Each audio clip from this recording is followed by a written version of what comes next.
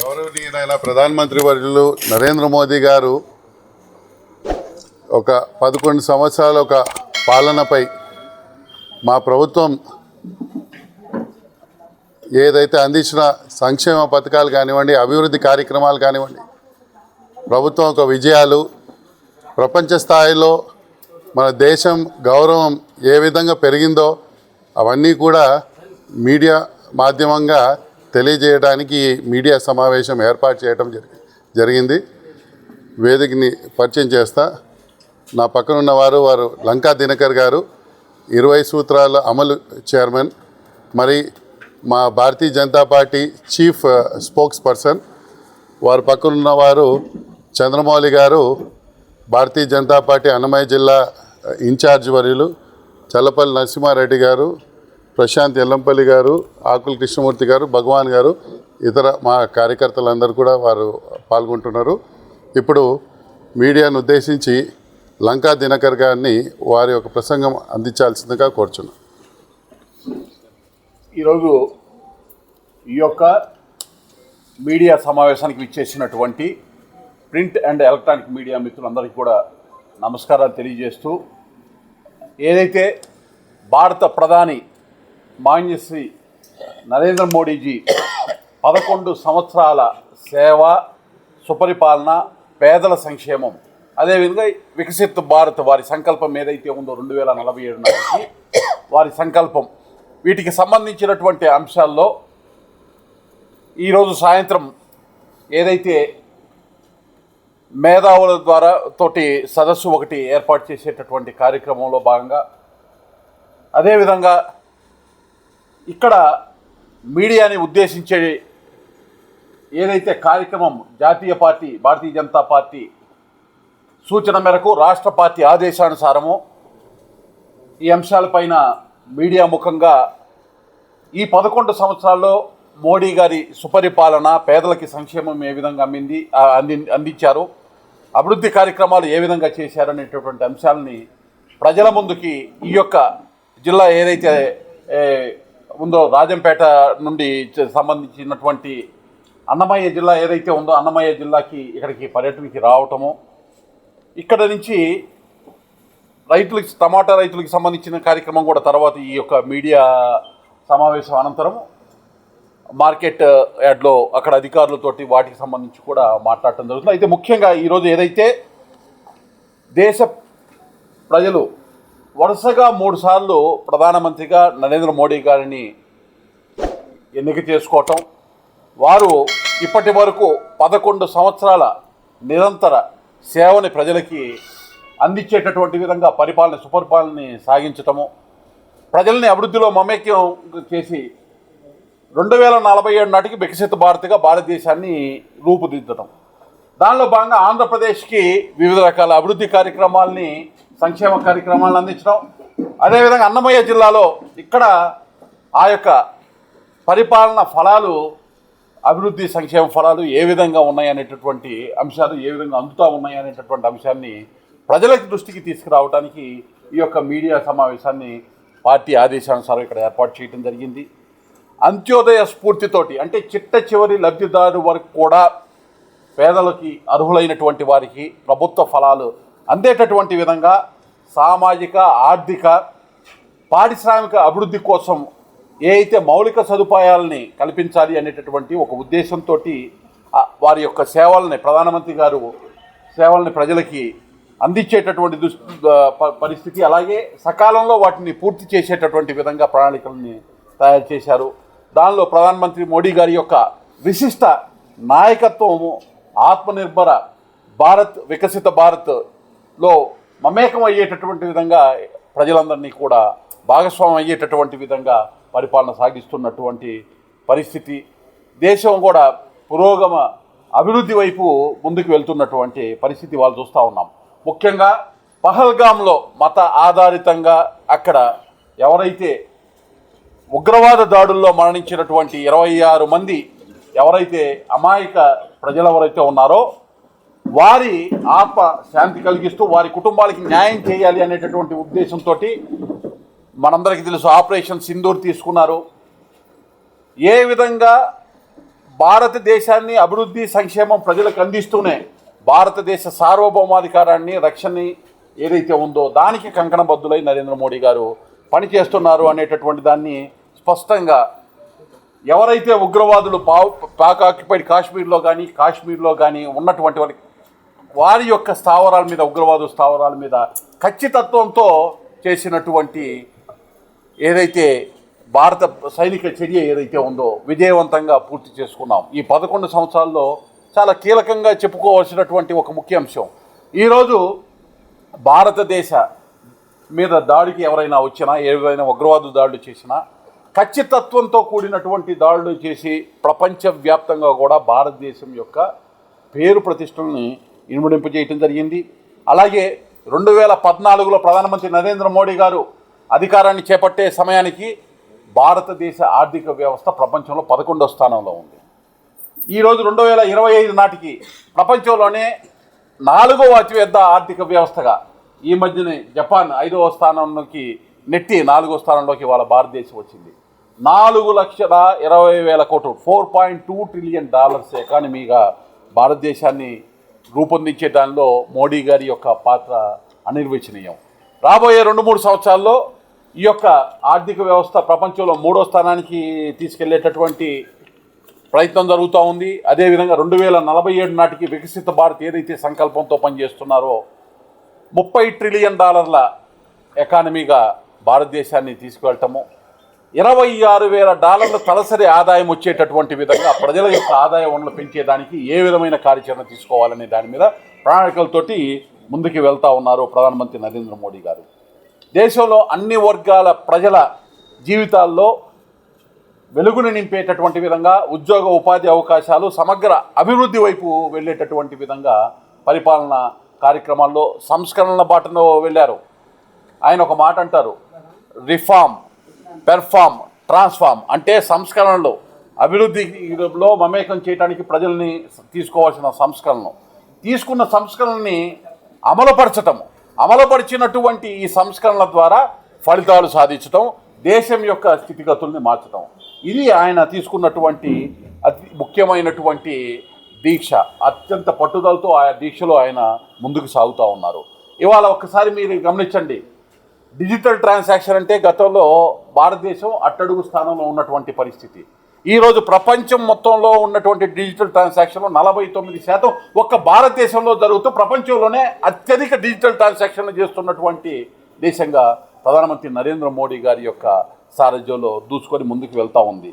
అలాగే నీతి ఆయోగ్ లెక్కల ప్రకారము గడిచిన 11 సంవత్సరాల మోడీ గారి యొక్క పాలన అభివృద్ధి సంక్షేమంలో ఏదైతే ప్రజల్ని మమేకం చేశామో 25 కోట్ల మందిని అతి తీవ్ర దారిద్ర్య రేఖ దిగువన ఉన్నటువంటి వారిని ఉన్నతి సాధించేటటువంటి విధంగా ఈ మధ్యనే అంతర్జాతీయ సంస్థలు కూడా, వరల్డ్ బ్యాంక్ లాంటి సంస్థలు చాలా స్పష్టంగా చెప్పినాయి, దేశంలో చాలా వేగంగా ప్రధానమంత్రి నరేంద్ర మోడీ గారు తీసుకున్నటువంటి కార్యక్రమాల వలన పేదరికము తగ్గుదల వేగంగా జరిగే ప్రక్రియ ప్రారంభమయ్యింది. రాబోయే కొన్ని సంవత్సరాల్లో వాటి యొక్క ఫలాలు స్పష్టంగా బహిర్గతం అవుతాయి అనేటటువంటి కార్యక్రమాన్ని, పేదరికం తగ్గుముఖం పట్టేటటువంటి విధంగా దేశం ముందుకు వెళ్తుందని తెలియజేయటం జరిగింది.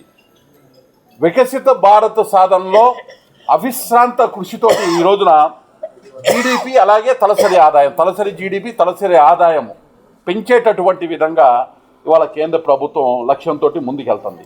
అయితే దేశం మొత్తం కూడా ఇటువంటి కార్యాచరణ తీసుకొని ముందుకు వెళ్తూ ఉన్నాయి. అలాగే రాష్ట్రానికి సంబంధించి కూడా రాజధాని అమరావతిని ఒకవైపు అభివృద్ధి చేసుకుంటూ దానికి కావాల్సినటువంటి నిధులు గతంలో 2,500 కోట్లు ఇచ్చారు. 15,000 కోట్లు మళ్ళీ ఈ ప్రభుత్వం మోడీ గారు 2024 తర్వాత డబుల్ ఇంజిన్ సర్కార్ ఆంధ్రప్రదేశ్ ఏర్పడిన తర్వాత మరో 15,000 కోట్ల రూపాయలు సహాయ సహకారాలు అందించడం, అలాగే హడ్కో ద్వారా ఒక 11,000 కోట్ల రూపాయలు రుణం వచ్చేటటువంటి విధంగా అమరావతి రాజధాని నిర్మాణానికి, అదేవిధంగా అమరావతి దగ్గర ఔటర్ రింగ్ రోడ్డు కోసం ఒక 25,000 కోట్ల రూపాయల వ్యయంతో అక్కడ ఔటర్ రింగ్ రోడ్డు ఏర్పాటు చేయటం, ఇప్పటికే స్మార్ట్ సిటీగా డిక్లేర్ చేయటం.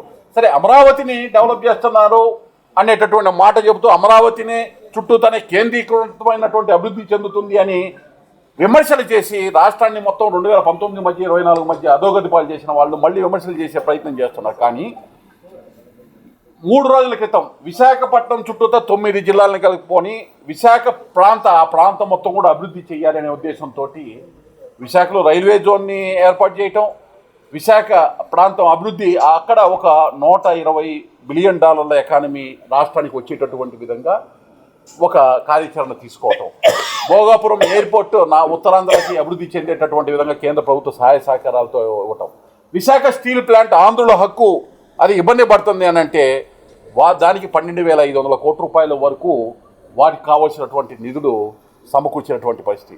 పోలవరం పూర్తి చేస్తే జీవనాడి ఆంధ్రప్రదేశ్లో ఉన్నటువంటి 26 జిల్లాలకు కూడా నీటి వనరులు లభ్యత అవుతుందనే ఉద్దేశంతో మొదటి దశ 2027 నాటికి పూర్తి కావడానికి ఇప్పటికే దాదాపు 16-17 వేల కోట్ల రూపాయల వరకు కేంద్ర ప్రభుత్వము నిధులు ఇవ్వడం జరిగింది. ఇప్పుడు 12,500 కోట్లు 2027 నాటికి మొదటి దశ పూర్తి కావడానికి కార్యాచరణకి కావాల్సినటువంటి నిధులు ఇవ్వడానికి కేంద్ర ప్రభుత్వం ఆమోదం తెలిపింది.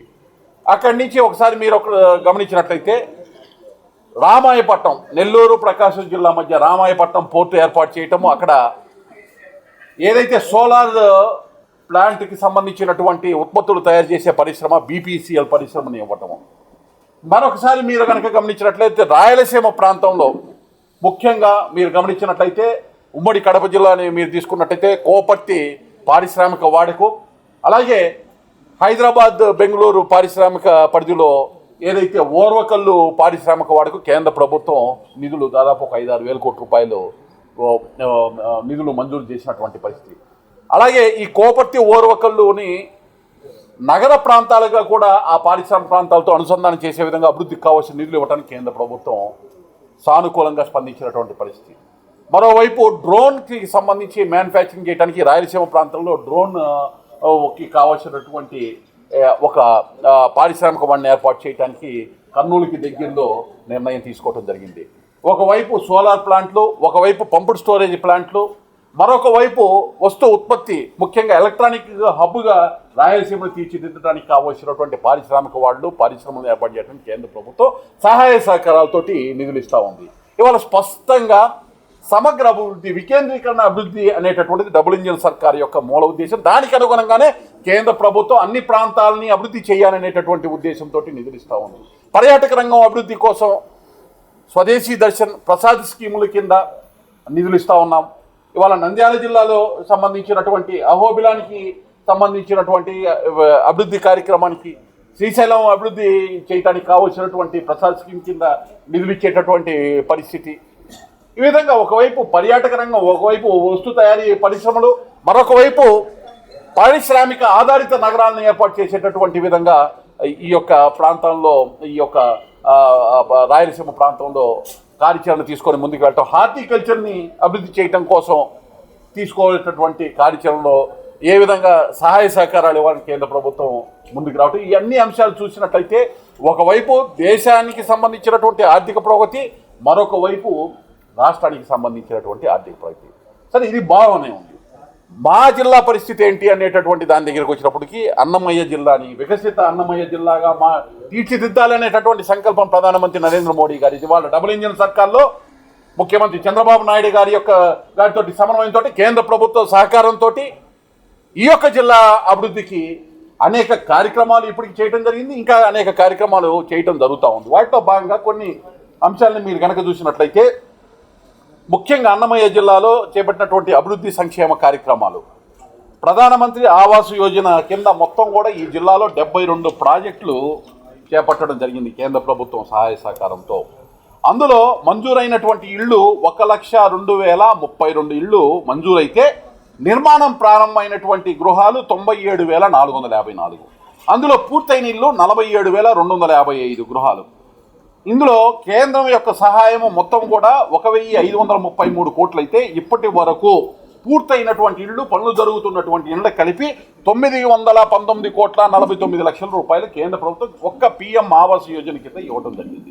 అయితే పూర్తయిన ఇళ్ళకి కావాల్సినటువంటి మౌలిక సదుపాయాల కల్పన దగ్గరకు వచ్చేటప్పటికి కొంత 2019-24 మధ్య మందగమనం జరిగినటువంటి పరిస్థితి. దాన్ని వాళ్ళ డబుల్ ఇంజిన్ సర్కార్లో మేము కూడా 20 సూత్రాల కార్యక్రమాలు చైర్మన్గా వివిధ జిల్లాలకు వచ్చినప్పుడు అన్నమయ్య జిల్లాకు కూడా కలెక్టర్ గారిని కలిసి ఇక్కడ ఆ మౌలిక సదుపాయాల కల్పనకి కేంద్ర ప్రభుత్వం ఇస్తున్నటువంటి ప్రాజెక్టు జల్ జీవన్ మిషన్ ద్వారా కావాల్సినటువంటి నీటి కుళాయిలు, అమృత పథకం ద్వారా నీటి కుళాయిలు, అదేవిధంగా ఉపాధి హామీ పథకం కింద ఉన్నటువంటి మెటీరియల్ కంపోనెంట్ని వినియోగించుకొని అక్కడ ఆ యొక్క ఇళ్ల లేఅవుట్ల మధ్య ఇంటర్నల్ రహదారులు ఏర్పాటు చేసుకోవటం, డ్రైన్స్ ఏర్పాటు చేసుకోవటము, అలాగే ప్రాథమిక ఆరోగ్య కేంద్రాలను నెలకొల్పటము, ప్రాథమిక విద్యా కేంద్రాలు, అంగన్వాడీ స్కూళ్ళు నెలకొల్పటం, తద్వారా అక్కడ మౌలిక సదుపాయాలు పెట్టి ఆ గృహాలు మొత్తం కూడా నిర్మించిన గృహాల్లో ప్రజలు నివాసయోగ్యంగా నివసించడానికి వీలుగా తయారు చేసి ప్రజల్ని ఆకట్టుకునేటటువంటి విధంగా మేము ఆ డైరెక్షన్స్ కేంద్ర ప్రభుత్వం యొక్క నిధుల్ని కన్వర్జెన్స్ ద్వారా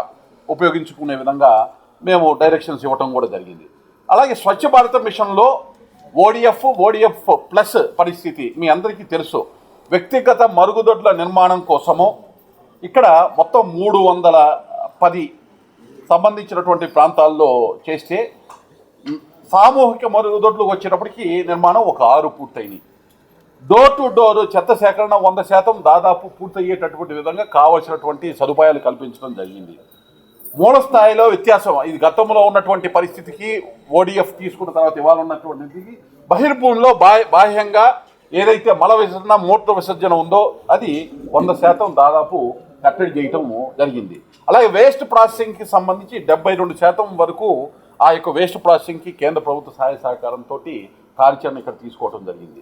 అలాగే అమృత స్కీమ్ కింద వివిధ రకాల మున్సిపాలిటీలు ఇక్కడ మున్సిపాలిటీలు వచ్చేటప్పటికి రాజంపేట, రాయచోటి, మదనపల్లి, పొంగనూరు 4 మున్సిపాలిటీస్ ఉన్నాయి. వీటిల్లో మొత్తం కూడా 30 ప్రాజెక్టులు గ్రౌండ్ అయితే వాటి యొక్క ప్రాజెక్టుల విలువ 518,61 లక్షలు. ఇందులో 20 ప్రాజెక్టులు పూర్తయినాయి, మిగతా ప్రాజెక్టులు పనులు జరుగుతున్నాయి. పూర్తయినటువంటి 20 ప్రాజెక్టులకి నిధులు ఇప్పటి వరకు విలువ పనులు ఏదైతే జరిగినాయో వాటికి సంబంధించి 254,91 లక్షలు. భౌతికంగా పూర్తయినటువంటి పనులు అమృత కింద 455,62 లక్షలు అయితే వాస్తవంగా ఇప్పటి వరకు ఈ మున్సిపాలిటీలో జరిగినటువంటి వ్యయం 363,41 లక్షలు. అలాగే గ్రీన్ స్పేస్ పార్కులు కానీ ఏ విధంగా పచ్చదనాన్ని అభివృద్ధి చేయడానికి ఒక 41 ఎకరాల వరకు కూడా ఈ జిల్లా వ్యాప్తంగా అమృత్ కింద 1 కింద కార్యాచరణ తీసుకోవడం జరిగింది. ఇప్పుడు అమృత్ 2 ఏదైతే ఉందో అమృత్ 1 తర్వాత దాని కొనసాగింపుగా నిధులు ఇవ్వడానికి కేంద్ర ప్రభుత్వము ఏదైతే లోకల్ బాడీస్ని అదేవిధంగా రాష్ట్ర ప్రభుత్వం సమన్వయంతో జిల్లాలో ఉన్న 4 మున్సిపాలిటీలు రాజంపేట, రాయచోటి, మదనపల్లి, పొంగనూరు ఈ యొక్క 4 మున్సిపాలిటీల్లో మొత్తం మంజూరైనటువంటి ప్రాజెక్టులు ఇప్పుడు 14. వీటి యొక్క మొత్తం విలువ 98,61 లక్షలు. వీటితోటి అమృత్ 1 చేసిన పనులు అమృత్ 2ని సమన్వయం చేసుకుంటూ అభివృద్ధి ప్రధాన ఇక్కడ మున్సిపాలిటీల్లో త్రాగునీరు అలాగే మౌలిక సదుపాయాల కల్పనకు ఆ నిధులు వినియోగించడానికి కార్యాచరణ తీసుకోవడం జరిగింది. వీధి వ్యాపారులకి ఆర్థిక సహాయం చేయడానికి కరోనా తర్వాత PM స్వానిధి కార్యక్రమాన్ని తీసుకోవడం జరిగింది. దానిలో మంజూరైనటువంటి రుణాలు ఈ జిల్లా వ్యాప్తంగా మొత్తం 16,946 రుణాలు మంజూరైనవి. విడుదలైనటువంటి రుణాలు 16,356 రుణాలు విడుదలైనవి. మొత్తం రుణ విలువ 24 కోట్ల రూపాయల వరకు ఉంది. PM స్వానిధి సే సమృద్ధి అని కొత్తగా మళ్ళీ ఎన్యూమరేషన్ తీసుకునేటటువంటి లబ్ధిదారుని 37,510 మందిని లబ్ధిదారుల కింద తీసుకోవడం జరిగింది. ఈ PM స్వానిధి కింద మొదటి స్టెచ్లో 10,000 రూపాయలు, రెండో స్టెచ్లో 20,000, మూడో స్టెచ్లో 50,000 రూపాయలు ఇవ్వడం జరిగింది. ఇప్పుడు కామన్ ఇంట్రెస్ట్ గ్రూప్స్ కింద ఇప్పుడు మళ్ళీ ఎన్యూమరేషన్ జరిగి వాళ్ళందరికీ కూడా ఈ వీధి వ్యాపారులకి ఆర్థిక సహాయం అందించేటటువంటి సబ్సిడీ రుణాలు అందించేటటువంటి కార్యాచరణ తీసుకోవడం జరిగింది. అలాగే అభివృద్ధి కార్యక్రమాలకి సంబంధించి చూసినట్లయితే భారతమాల ఫేజ్ 2 కింద మదనపల్లి, పీలేరు అలాగే పీలేరు నుండి చెర్లోపల్లి వరకు NH71 4 లైన్ల విస్తరణ కార్యక్రమం ఇక్కడ జరుగుతూ ఉంది. ఇది కేంద్ర ప్రభుత్వం NHI విస్తరణ కార్యక్రమం కింద అభివృద్ధిలో భాగంగా తీసుకోవడం జరిగింది. అలాగే అమృత్ పథకంలో మదనపల్లిలో 1,83 లక్షలతో 5,070 నీటి కనెక్షన్లు ఒక 3 పార్కుల్ని అభివృద్ధి చేయడం జరిగింది. ఒంటిమిట్ట వద్ద 1,68 లక్షల రూపాయలతోటి రైల్వే ఫుట్ ఓవర్ బ్రిడ్జి నిర్మాణం పూర్తి అయినటువంటి పరిస్థితి ఇక్కడ. అలాగే ఓబులవారిపల్లె కృష్ణపట్నం మధ్య 113 కిలోమీటర్ల రైల్వే లైన్ని 1,165 కోట్ల రూపాయలతోటి పూర్తి చేయడం జరిగింది. అలాగే 2,900 కోట్ల రూపాయల అంచనా వ్యయంతో ధర్మవరం, పాకాల, కాల్పాడి డబ్లింగ్ పనులకి అనుమతులు లభించినటువంటి పరిస్థితి. ఆ పనులు వేగంగా పూర్తి చేసేదానికి కార్యాచరణ తీసుకోవడం జరుగుతుంది. అలాగే నేషనల్ అర్బన్ లైవ్లీహుడ్కి సంబంధించి ఇక్కడ మున్సిపాలిటీస్ ఏ అయితే 4 ఉన్నాయో ఈ 4 మున్సిపాలిటీస్కి ముఖ్యంగా మదనపల్లికి సంబంధించి మొత్తం సెల్ఫ్ హెల్ప్ గ్రూప్స్ ఏర్పాటైనవి 661 అయితే అందులో రివాల్వింగ్ ఫండ్ పొందినటువంటివి 520 ఉన్నాయి. వ్యక్తిగతంగా గ్రూప్గా మైక్రో ఎంటర్ప్రైజెస్ ఎన్ని ఉన్నాయంటే 1454 ఉన్నాయి. సెల్ఫ్ హెల్ప్ గ్రూప్కి వీటికి లింకేజ్ రుణాలు ఇప్పటి వరకు 6506 ఇవ్వటం జరిగింది. అలాగే నైపుణ్య శిక్షణ దీని కింద పొందినటువంటి వారు 1144 మంది ఉన్నారు. ఉద్యోగంలో ప్రవేశించినటువంటి వారు 841 మంది ఉన్నారు. నగదు గృహిణుల కోసం ఆశ్రయాలు వాళ్ళకి కావాల్సినటువంటి ఏవైతే ఉన్నాయో గృహాలు లేనటువంటి వారు నగరాల్లో ఉండేటటువంటి వారికి కూడా ఒకరికి అవకాశం ఇక్కడ కల్పించడం జరిగింది. అలాగే పొంగనూరులో వచ్చేటప్పటికి సెల్ఫ్ హెల్ప్ గ్రూప్స్ ఏర్పాటైనవి 302 ఉన్నాయి. రాజంపేటలో 169 ఉన్నాయి. రాయచోట్లో 601 ఉన్నాయి. వీటిల్లో పొంగనూరులో రివాల్వింగ్ ఫండ్ పొందినటువంటి సెల్ఫ్ హెల్ప్ గ్రూప్ వాళ్ళు 193 మంది ఉన్నారు. రాజంపేటలో 68 మంది ఉన్నారు. రాయచేట్లో 272 మంది ఉన్నారు. వ్యక్తిగత గ్రూప్ మైక్రో ఎంటర్ప్రైజెస్కి సంబంధించి రుణాలు పొందినటువంటి వారు 721 మంది పొంగనూరులో, రాజంపేటలో 384 మంది, రాయచోట్లో 500 మంది ఉన్నారు. సెల్ఫ్ హెల్ప్ గ్రూప్ లింకేజ్ రుణాలు పొంగనూరులో 3677 మందికి, అలాగే రాజంపేటలో 1576 మందికి, రాయచేట్లో 3199 మందికి ఉన్నారు. నైపుణ్య శిక్షణ పొందిన వారు రాజంపేటలో 800 మంది ఉంటే ఉద్యోగాల్లో ప్రవేశించిన వాళ్ళు 700 మంది ఉన్నారు. రాయచోట్లో 530 మందికి నైపుణ్య శిక్షణ వస్తే ఉద్యోగంలో ప్రవేశించిన వాళ్ళు 494 మంది ఉన్నారు. ఈ విధంగా కార్యాచరణలో గత 11 సంవత్సరాలుగా కేంద్ర ప్రభుత్వ సహాయ సహకారంతో ఒకవైపు జాతీయ స్థాయిలో దేశం మొత్తం కూడా అభివృద్ధి పదంలో ముందుకు తీసుకెళ్లి అభివృద్ధి సంక్షేమ ఫలాలు అందించేటటువంటి కార్యాచరణతోటి ముందుకు వెళ్తా కేంద్ర ప్రభుత్వం. మీ అందరికీ తెలుసు 80 కోట్ల మందికి ఉచితంగా రేషన్ని దేశం మొత్తం మీద ఇస్తుంటే ఆంధ్రప్రదేశ్లో 2,70,00,000 మందికి కేంద్ర ప్రభుత్వం నుంచి వస్తున్నాయి.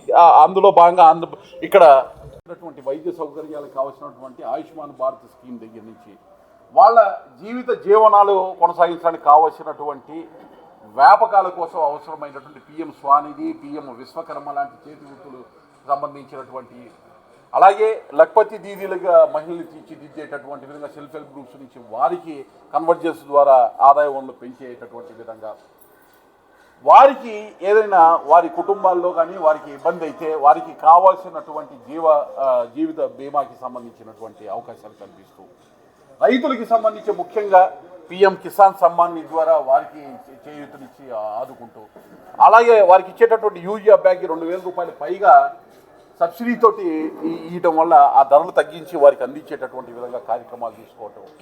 ఇలా ఇక్కడ ఈ ప్రాంతం దగ్గరకు వచ్చేటప్పటికి ముఖ్యంగా కృషి Sanchay Yojana, 1 drop more crop అనేటటువంటి ఇది చాలా చక్కగా వినియోగించుకునేటటువంటి అవకాశం కల్పించేటటువంటి విధంగా కార్యాచరణ తీసుకోవడం.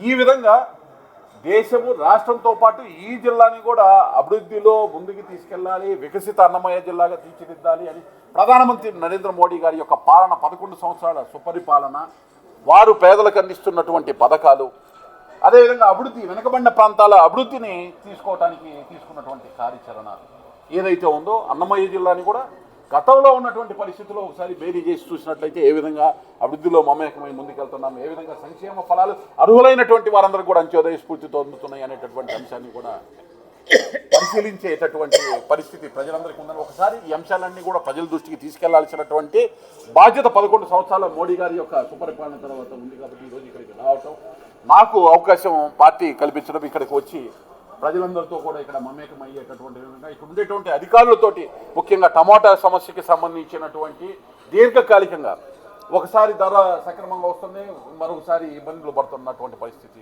ప్రాసెసింగ్ ప్లాంట్స్ పెట్టాలంటే ఏ విధంగా పెట్టాలి, ప్రాసెసింగ్ ప్లాంట్స్ పెట్టాలన్నా కూడా మామిడికాయ సీజన్ వచ్చినప్పుడు ఈ టమాటాలకు సంబంధించి ప్రాసెసింగ్ జరగట్లేదు. దీర్ఘకాలికంగా టమాటాకి డెడికేటెడ్గా ప్రాసెసింగ్ చేసేటటువంటి విధంగా ఏ విధంగా ఉండాలనే దానికి కూడా ఇక్కడికి వస్తున్నాం కాబట్టి మోడీ గారి యొక్క సుపరిపాలనకు సంబంధించిన కార్యక్రమం వారిని కూడా అధికారులు 20 సూత్రాల కార్యక్రమాలు అమలు చేయమనిగా ఈ కార్యక్రమం అయిపోయిన తర్వాత 3 నుంచి 4-4:30 దాకా వారితోటి కూర్చొని సమీక్ష, అగ్రికల్చర్, హార్టికల్చర్, అలాగే ఇండస్ట్రీస్ శాఖలకు సంబంధించినటువంటి అధికారులను కూడా రమ్మని చెప్పడం జరిగింది.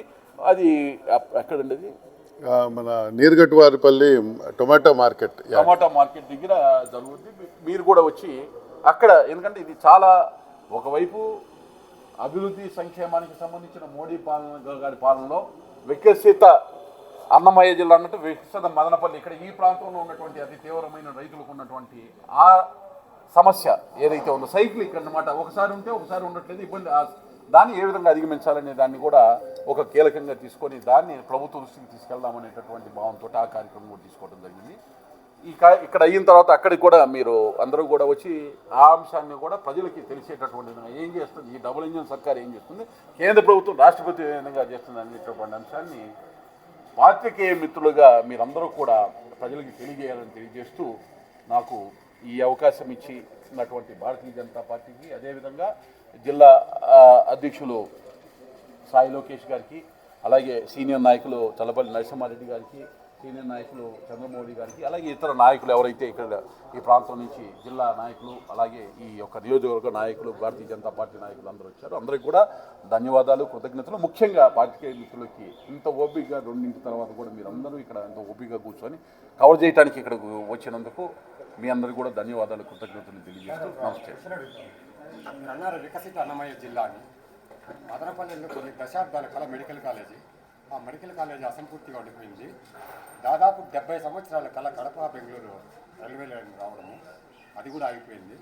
ఈ రెండు వికసిత అన్నమయ్య జిల్లాలో మీరు అంటున్నారు ఈ రెండు కూడా అమలు చేస్తే బాగుంటుంది. ఇంకోటి ఏమంటే గత 3 రోజుల క్రితము గోవదిని అడ్డుకుంటుంది. ఈ రెండుకి చెప్తా రెండు మళ్ళీ మర్చిపో ఒకటి వికసిత అన్నమయ్య జిల్లాలో మీరు అంటున్నారు ఇదే అని గోవదా విషయంలో బీజేపీ కార్యకర్తలపై అడ్డుకుంటే వాళ్ళ మీద తిరిగి కేసులు పెట్టినంత దారుణమైన పరిస్థితులు ఉన్నాయి. ఫస్ట్ రెండింటికి చెప్తాను. ఇది ఇది ఇది ఇది హ్యాండిల్ చేసే విధానంగా ఎలా హ్యాండిల్ చేయాలో అది చెప్తాం. ఎందుకంటే ఆగండి సార్ ఒకటి ఫస్ట్ రెండు క్వశ్చన్స్ కి ఇంకొకటి కూడా ఉంది. అంటే మదనపల్లిలో రాయలసీమలో మొట్టమొదటి ఉన్నత విద్య అందించినటువంటి కళాశాల బీటీ కాలేజ్ గత ప్రభుత్వం జీవో ఇచ్చింది ప్రభుత్వ పరం చేసుకుంటాము అని చెప్పి తర్వాత యూనివర్సిటీ చేస్తామని చెప్పింది. గౌరవనీయులైనటువంటి వెంకయ్యనాయుడు గారు ఇక్కడికి వచ్చినప్పుడు కూడా యూనివర్సిటీ చేస్తాము డీమ్డ్ యూనివర్సిటీ చేస్తామని చెప్పిందను చెప్పడం జరిగింది. ఎల్కే అద్వానీ గారు కూడా ఇక్కడికి వచ్చిందను అదే విషయాన్ని ప్రస్తావించడం జరిగింది. ఫస్ట్ ఏమండి మీరు క్వశ్చన్ మీరే ఫస్ట్ రెండింటికి ఏదైతే మీరు చెప్పినటువంటి ఒక ముఖ్యమైనటువంటిది వికసిత భారత్ అనేటటువంటిది ఇప్పుడు ఉన్నటువంటి దానికి కొనసాగింపు. మీరు చెప్పినటువంటి సమస్యలు ఏవైతే ఉన్నాయో ముఖ్యంగా మీరు ప్రస్తావించిన ముఖ్యమైనటువంటి సమస్య మీరే ఆర్డర్ ఆఫ్ ది ప్రయారిటీలో ఏదో చెప్పండి రెండిట్లో. ఫస్ట్ మెడికల్ కాలేజీ అనేటటువంటిది దానికి సంబంధించి గత 5 సంవత్సరాలు మీకు తెలిసి ఏం జరిగిందనేది అట్టహాసంగా 17 మెడికల్ కాలేజీలు 18 కాలేజీలు మేము స్టార్ట్ చేస్తున్నామని చెప్పి ఒక 320 కోట్లు ఉండేటటువంటి మెడికల్ కాలేజీ 650 కోట్లు 700 కోట్లు అనేది పెంచేసి చూపించారు. కానీ నిధులు విడుదల చేసే దగ్గర నిధులు విడుదల చేయకపోవటము అలాగే కేంద్రం ఇచ్చేటటువంటి గైడ్ లైన్స్ ప్రకారము వెళ్లాల్సినటువంటి విధంగా వెళ్ళకపోవటం వల్ల అస్తవ్యస్తమైనటువంటి పరిస్థితి.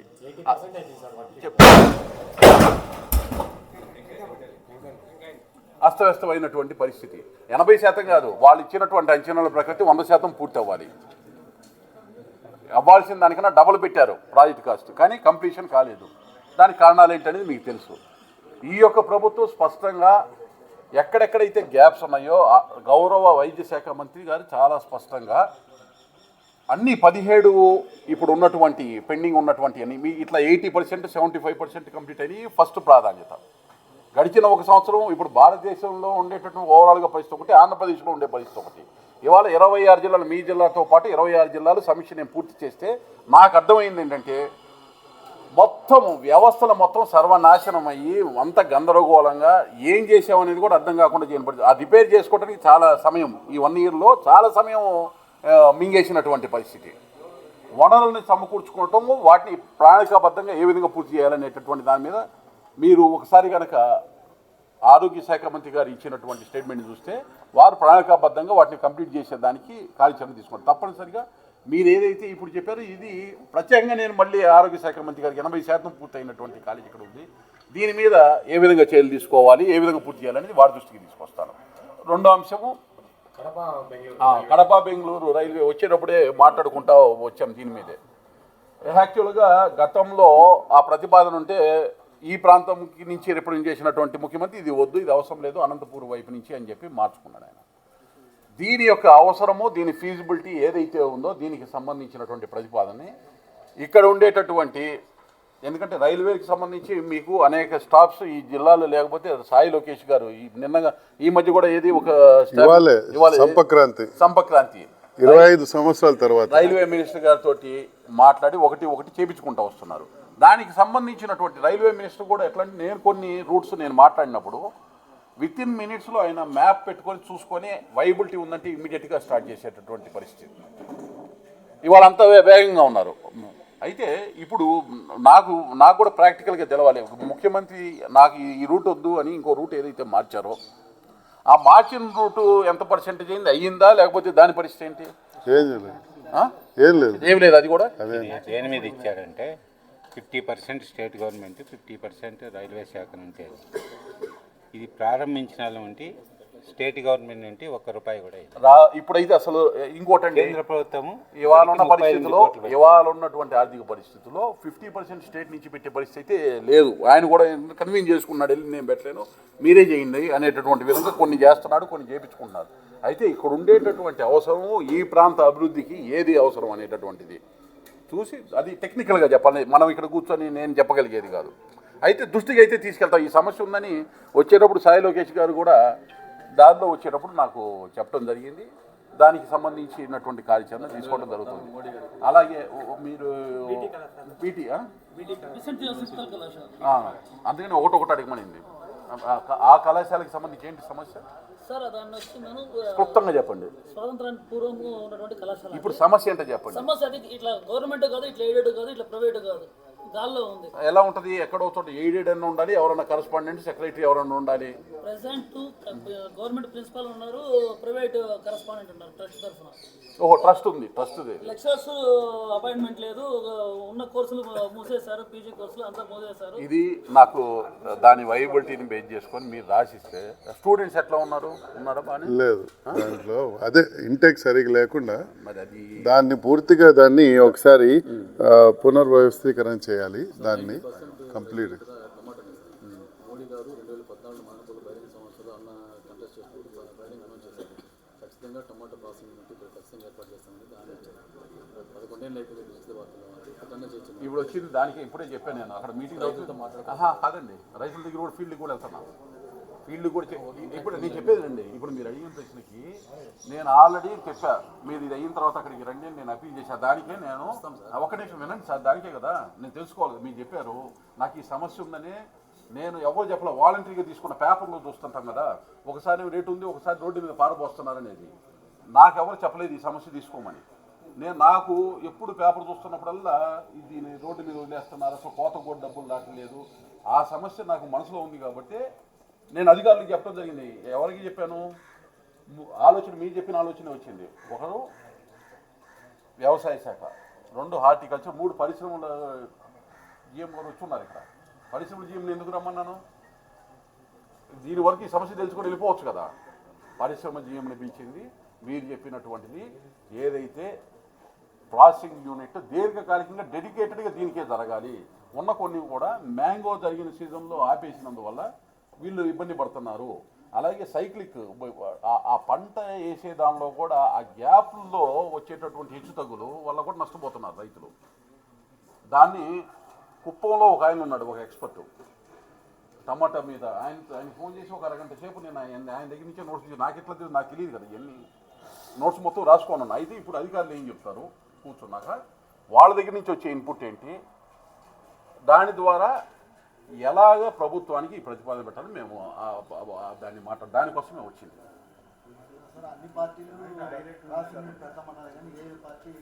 పార్టీ ఇది ప్రభుత్వ పార్టీలు అంటే మళ్ళీ ప్రైవేట్ అవుతుంది, ప్రభుత్వానికి సంబంధించి.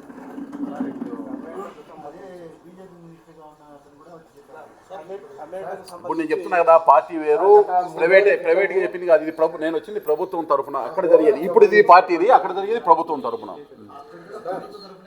ముందు నేను మిమ్మల్ని ఇంకొక క్వశ్చన్ అడిగి, గోవధకు సంబంధించి దాని గురించి విడిగా మాట్లాడతారు. ఇది కాదు వేదిక, ఇది వికసిత భారత్ డెవలప్మెంట్ సంక్షేమానికి సంబంధించి దానికి విడిగా మాట్లాడతాం. అది మా మూలం అండి, దాన్ని ఎందుకు వదిలేస్తాం? దాన్ని మాట్లాడేదిగా మాట్లాడతాం. మూలమే కానీ ఇక్కడ జరిగినప్పుడు అరెస్ట్ చేసినప్పుడు జిల్లా నాయకత్వం కానీ దానికి సంబంధించినటువంటి మినిస్టర్లు కానీ ఎవరు కూడా ఇక్కడికి వచ్చి కనీసం ఆ టాపిక్ కూడా మాట్లాడటం లేదు. నేను అది మాట్లాడాల్సినప్పుడు మాట్లాడతాను, ఇప్పుడు కాదు. ఇది సబ్జెక్ట్, నేను దానికోసం రాలేదు, దాని మీద ప్రిపరేషన్ కూడా లేదు నా దగ్గర. సార్ ఓకే సార్, ఇప్పుడు మీరు చెప్పిన ప్రతి ఒక్క అంశం ప్రజలకు తీసుకోవాలని మాకు ఉద్దేశం ఉంటుంది. హాఫ్ అన్ అవర్ అంటే మేము అక్కడ ఇవ్వలేకపోతాం. సో మీరు క్లుప్తంగా ఎడిట్ చేయలేము సార్, దాన్ని మంచి మంచి పాయింట్ మధ్యలో ఉంటాయి. క్లుప్తంగా ఒక 4 నిమిషాలు ఏమైనా చెప్పండి. క్లుప్తం ఇదే నా క్లుప్తం. నోట్స్ ఇస్తాను. ఇదే ఇదిగో